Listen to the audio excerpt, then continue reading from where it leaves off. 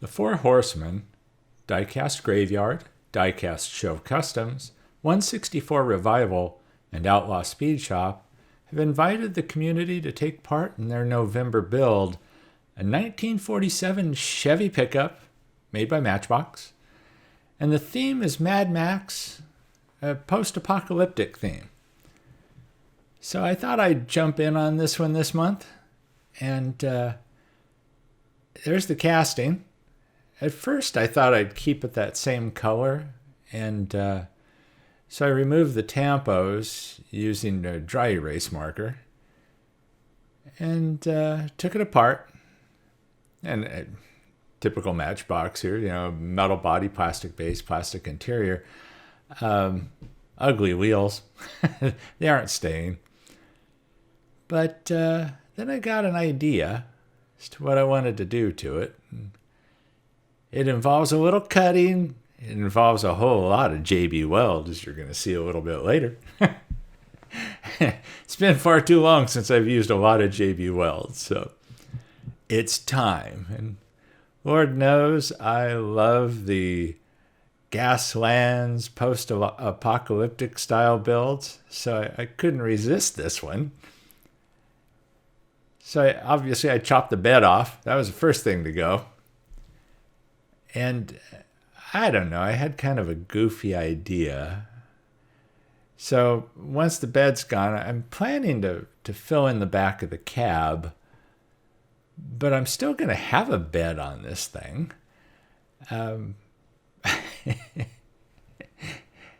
So I get this idea. I want to keep the base.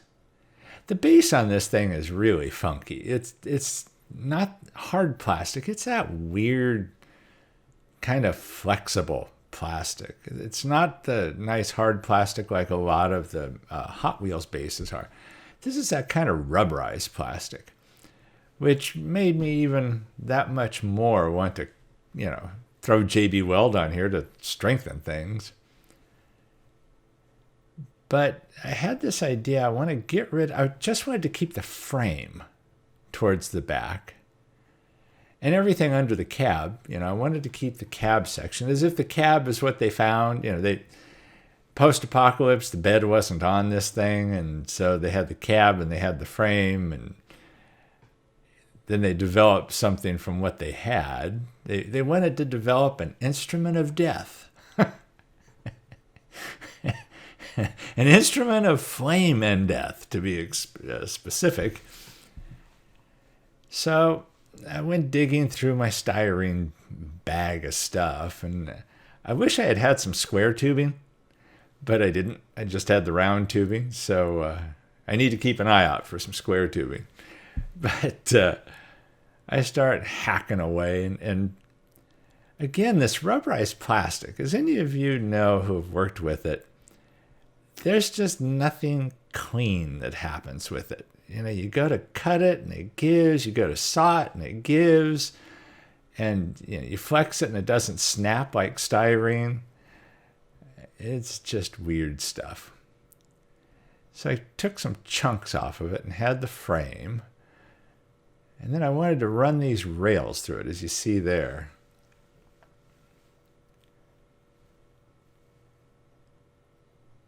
So I kind of have a direction I'm going. But as you'll see with a lot of this, it's a lot of trial and error. So I built a frame out of styrene. And I figured out I wanted this thing to be 3-axled. I wanted the 2 in the back. And as you see up front, it's 1 axle, but both wheels are in the center. So I built this frame. I wanted to throw a bed back on it. Just a flat sheet of metal is what I was thinking the real thing would have. So start busting out the old styrene and doing some more with it. This is the first project I've had in a while where I did a lot of styrene work. Like I said before, as I've said many times, I love the post-apocalyptic builds. They're just a lot of fun for me. So here's the basic concept, where I was going. Had the axles where I wanted them. And so I just used the Plastistruct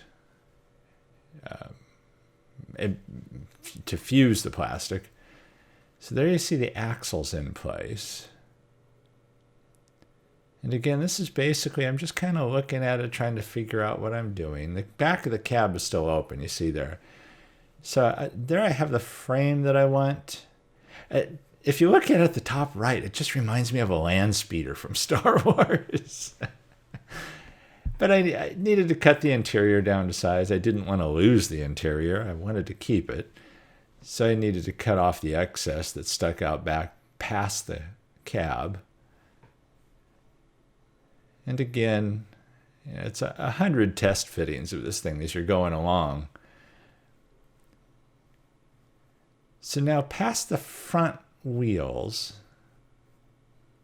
all sets of wheels on this end up being dualies, as you'll see in a bit. I decided I wanted, at first I was thinking wood stakes sticking out the front. And so that's why I used the toothpicks. And later I refined that idea. You see the play in the front wheel. I ended up adding the spacers to the front wheel as well to make that fit more snugly so there wouldn't be as much play on that front axle.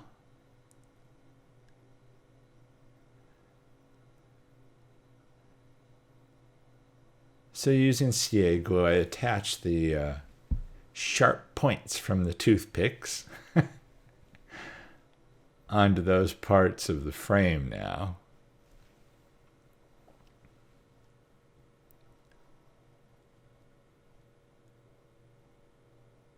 I think one of my favorite parts of these kind of builds are you just kind of make it as you're going. You come up with ideas as you go and refine it as you go. So yep, it's JB Weld time. And I know you're probably going to look at this and go, son, that's a lot of JB Weld. And it is. There's a reason for that. There's a very good reason for it. And I used the tape trick on the back of the cab. I needed to have it actually be an exceptionally thin layer. I was closing off the windows too on the back of the cab. There was no reason to leave those open. But I needed to keep that a very thin layer because I wanted the interior to still fit where I cut it. I didn't want to lose any more of the interior than I needed to. And then I just started slopping on the JB Weld. Because again, this is a post-apocalyptic build. This is not going to be pretty. All this is, as I said, is an instrument of fire and death. And so it's not an instrument of metal flake. It's not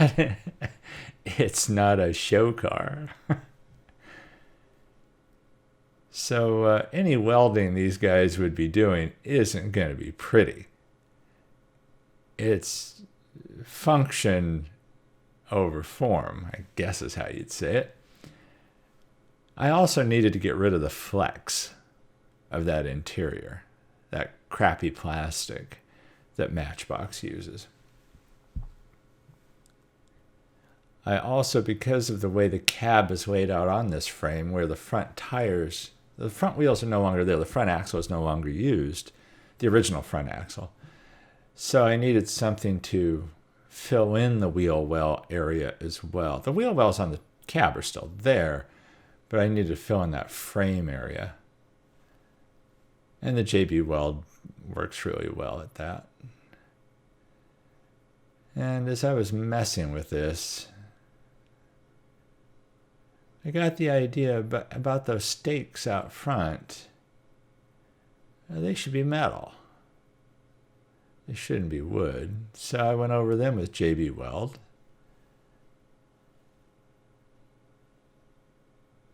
And it took a little finesse.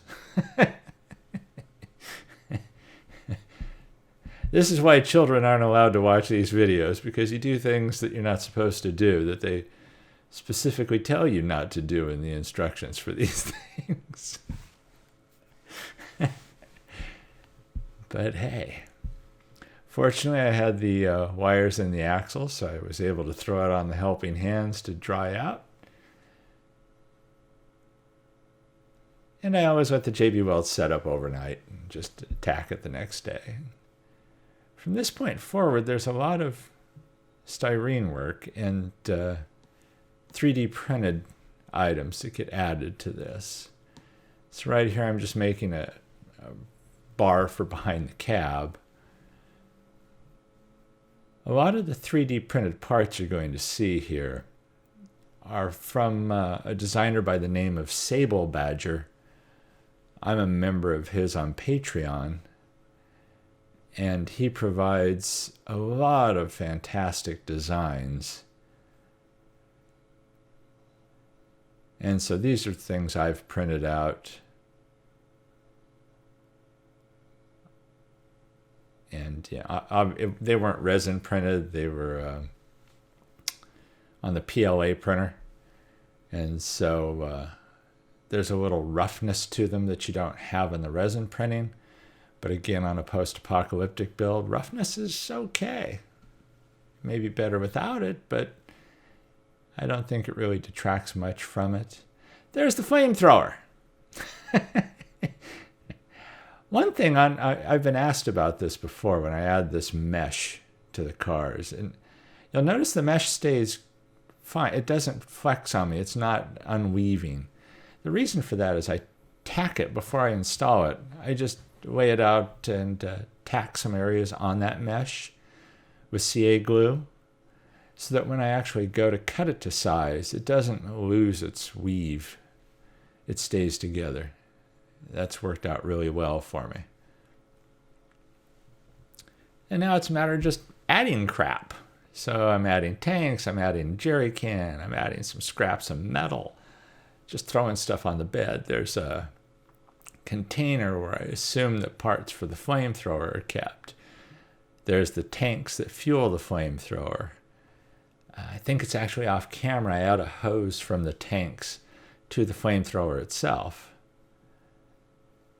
I add a couple small exhausts under the frame here. Those two, as I recall, are from Sablebadger.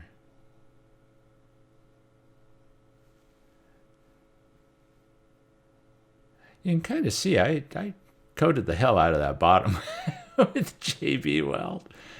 And again, it's looking more and more like a land speeder to me. You see that washer down at the bottom of the screen? What I did to make the dualies, I wanted a gap between them.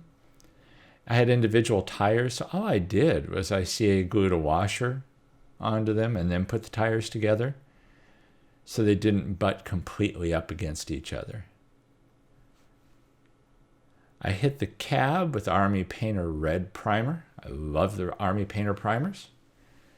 And then I added detail. I did the base and the interior in Rust-Oleum Matte Black. And then I added a bunch of detail here, as you'll see, using Sharpie paint pens, Gundam markers, and the Molotow red pen for the detailing prior to the weathering. And when I do these, you've seen me do these before, I add a lot of the detail before the weathering, and it's really bright detailing. You know, I'll have a lot of silver. Like there's the metal that's on the bed of this thing. There's the exhaust that I'm highlighting. You know, I'll have the tanks that I'll be doing in brass, the flamethrower tanks. The flamethrower itself, I do parts of it in silver. As you can see there, that jerry can is exceptionally red. I like getting a lot of bright base colors down prior to the weathering, because the weathering is going to hide a lot of it, but it still leaks through in a way. I like that look. So now that it's time to do the weathering, I'm going to weather it all except for the wheels and tires all at once. Almost forgot to put the interior in. So threw the interior in, screwed the cab back on. And now I was ready to weather it. You can see it's pretty bright at this point. it does not end up bright. I use a combination of Citadel Agrax Earthshade and Typhus Corrosion.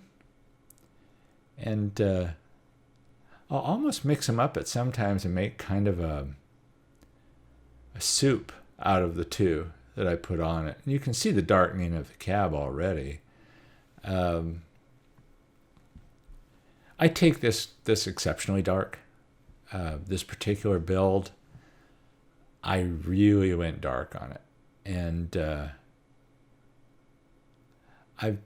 I'm trying to get away. Some of my builds, some of my post-apocalyptic builds were almost a light brown, a sandy kind of brown. And while I like that, on this particular one and on a couple other recent ones, oh yeah, you have to have blood on the tips of the of the spikes. I just have I ended up using Olive Green by Vallejo for the wheels on here. And so that's what that is. I ended up going exceptionally dark, though, as I was saying. I just have a feeling that post-apocalypse, it isn't going to be clean and necessarily sandy. So this may be too dark for some tastes. For me, it's just right. One thing that was kind of interesting to me is even though I coated the tires with the Typhus Corrosion, they still ended up being a little shiny. And I did go over everything, the wheels and tires separate from the cab and the body. But I did go over everything with matte clear Rust-Oleum as well. As I mentioned before, I did put a spacer on this front wheel, spacers on both sides so that it fits a little more snugly in there. It's not wandering. The axles, yes, they are horribly green, but you don't see them. What I end up doing, those are 3D printed wheels and tires as well. Again, designed by Sablebadger. All I did on those is once I get them on here, I just use CA glue on the tips and glue them in place, and it still rolls. It's not pretty, but it rolls. So I'd like to thank the Four Horsemen for this. This has been a lot of fun. This is what I ended up with. I hope you like it. It is dark. It is death on wheels, which is what I was shooting for. Or more appropriately, blowing flames at.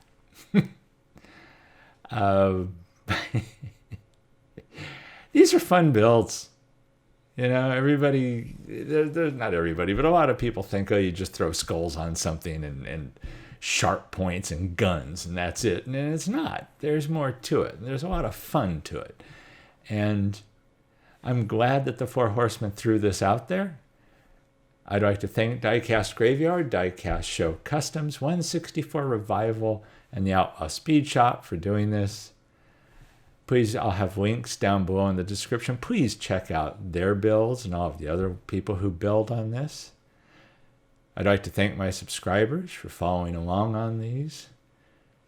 And I hope y'all like this. And I would like to take a moment too to thank my patrons on my Patreon page. Some of the paints that I used on this, you guys provided. And it's very helpful. So thanks again for this build, everyone. I hope you like it. In light of this build, even with this, everybody stay safe and healthy out there. And we're almost through 2020. 2021 is going to be a better year for all of us. Catch y'all on the next one.